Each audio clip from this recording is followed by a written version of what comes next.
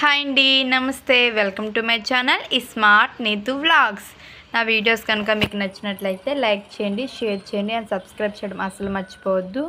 And ఈరోజు recipe ఏంటంటే శనగపొడి మునక్కాడ recipe అండి. గ్రేవీ స్ట్రక్చర్లో చాలా అంటే చాలా టేస్టీగా ఉంటుంది.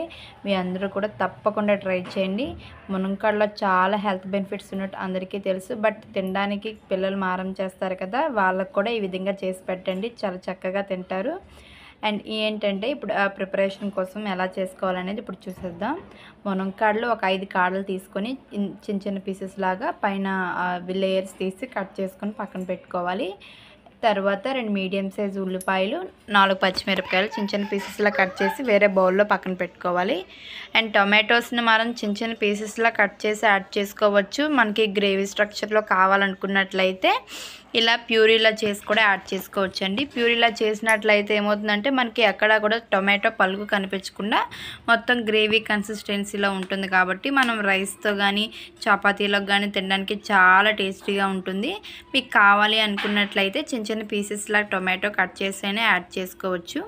అండ్ ఇప్పుడు మనం ఒక ప్యాన్ తీసుకొని దానికి 4 to 5 టేబుల్ స్పూన్స్ ఆయిల్ అనేది యాడ్ చేసుకోవాలి. కొంచెం ఆయిల్ అనేది ఎక్కువ యాడ్ చేసుకున్నట్లయితే కర్రీ అనేది కొంచెం టేస్ట్ బాగుంటుంది. అండ్ ఇందులో పోపు దినుసులు యాడ్ చేసుకున్న తర్వాత అవి చిట్పట్లాడే టైంలో వెల్లుల్లి రెబ్బలు కూడా ఈ టైంలో మనం యాడ్ చేసుకోవాలి. వెల్లుల్లి రెబ్బలు కూడా యాడ్ చేశాక మనం కట్ చేసి పక్కన పెట్టుకున్నాం కదా చిన్న చిన్న పీసెస్ లాగా ఉల్లిపాయలు, పచ్చిమిర్చి అవి కూడా ఇందులో యాడ్ చేసుకొని బాగా వేయించుకోవాలన్నమాట. ఉల్లిపాయలు ఒక 60% వరకు వేయించుకోవాలి. లేదు అన్నట్లయితే బాగా పచ్చి వాసన వస్తుంది కాబట్టి కొంచెం బాగానే వేయించుకోవాలి. ఆనియన్స్ ఇవి బాగా మగ్గిన తర్వాత మనం ఇందులోనే కరివేపాకు కూడా యాడ్ చేసుకోవచ్చు. ఇవి కొంచెం 60% బాగా మగ్గిన తర్వాత మనం మునక్కాడలు అనేవి కట్ చేసి పక్కన పెట్టుకున్నాం కదా, అవి సాల్ట్ వాటర్లో 2 times అనేది వాష్ చేసుకోవాలండి. అవి వాష్ చేసినట్లయితే మనకి ఎలాంటి పెస్టిసైడ్స్ అనేవి ఏవి ఉన్నా కూడా పోతాయి అన్నమాట. సో అందుకని సాల్ట్ వాటర్లో ఒక 2 minutes అలా సోక్ చేసిన తర్వాత మామూలు వాటర్తో 2 times అనేది మనం వాష్ చేసుకోవాలి. ఇలా వాష్ చేసుకుని అందులో యాడ్ చేసుకోవాలి. మనకి ఇక్కడ ఉల్లిపాయలు అనేవి బాగా వేగాయి కాబట్టి ఇప్పుడు మనం వాష్ చేసుకున్న మునక్కాడ పీసెస్ అనేవి ఆనియన్స్లో వేసుకుని ఈ మునక్కాడలు కూడా ఆయిల్లో బాగా మనం ఫ్రై చేసుకోవాలన్నమాట. వెంటనే మనం టొమాటోస్ యాడ్ చేయకుండా ఒక 3 minutes అయినా కూడా మనం ఈ మునక్కాడల్ని ఈ ఆయిల్ అండ్ ఆనియన్స్లో వేయించుకోవాలి. అప్పుడైతేనే కర్రీ అనేది టేస్ట్ బాగుంటుంది. మనకి ఈ మునక్కాడలు మగ్గడం కోసమని పైన సాల్ట్ కూడా చల్లి మనం మూత పెట్టి కవర్ చేసుకున్నట్లయితే ఆవిరికి మనకి మునక్కాడలు అనేవి బాగా ఫ్రై అవుతాయి.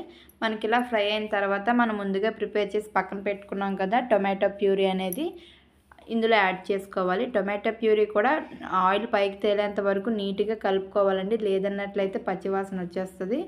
సో ఈ టొమాటో ప్యూరీ కూడా వేసిన తర్వాత మనం మూత పెట్టి కవర్ చేసుకోవాలి. ఒక 2 minutes తర్వాత మనకి ఈ విధంగా ఫ్రై అవుతుంది. మనకి ప్యాన్కి అంటుకుంటుంది అనమాట, ఆయిల్ పైకి తేలే విధంగా ఫ్రై అవుతుంది. సో ఈ స్టేజ్ మనకి ఇలా ఫ్రై అయిన తర్వాత మనం ఇందులోకి పసుపు, కారం అనేది యాడ్ చేసుకోవాలి. ఇక్కడ నేను మసాలాస్ అనేవి ఎక్కువ యాడ్ చేయట్లేదు కాబట్టి 1/2 teaspoon పసుపు, 1 teaspoon కారం అండ్ 1 teaspoon ధనియాల జీలకర్ర పౌడర్ కూడా ఇందులో యాడ్ చేసుకుంటున్నాను. ఇప్పుడు మనకి ఈ 3 కలిసే విధంగా మునక్కాడకి ఇలా నీట్గా కలుపుకోవాలి. మరి ఎక్కువగా కలిపేసినట్లయితే మునక్కాడలు అనేవి బ్రేక్ అయిపోతాయి. సో కర్రీ అనేది పేస్ట్లా అయిపోతుంది. అలా కాకుండా స్లోగా కలుపుకోవాలి. మనకి ఇవి 3 కొంచెం కలిసి ఒక 10 seconds అయిన తర్వాత మనకి ఈ 3 మిక్స్ అయిన తర్వాత శనగపలుకుల పొడి అనేది ఇందులో యాడ్ చేసుకోవాలండి. ఆ పొడి యాడ్ చేయడం వల్ల కర్రీ అనేది చాలా టేస్ట్గా కూడా ఉంటుంది. అండ్ అది క్లిప్ అనేది ఇక్కడ మిస్ అయింది, అదేంటి కాదండి, శనగపలుకులు వేయించి మిక్సీ పట్టినట్లయితే పొడి అనేది రెడీ అయిపోతుంది. అది ఏ కర్రీస్లో యాడ్ చేసుకున్నా కూడా కర్రీ అనేది చాలా టేస్ట్గా ఉంటుంది. అండ్ అది కూడా వేసిన తర్వాత కొంచెం బాగా మిక్స్ చేసుకున్న తర్వాత మనం వాటర్ అనేది యాడ్ చేసుకోవాలి. మనం ఇక్కడ కొందరు పులుసు కావాలంటే చింతపండు పులుసు వేసుకోవాలి.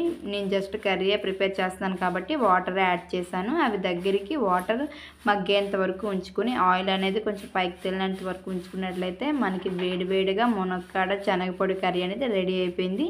వీడియో నచ్చిందని అనుకుంటున్నాను. నచ్చితే మాత్రం లైక్ చేయండి, షేర్ చేయండి, సబ్స్క్రైబ్ చేయడం అసలు మర్చిపోవద్దు. ఎలా వచ్చిందనేది ట్రై చేసి కామెంట్ చేయండి.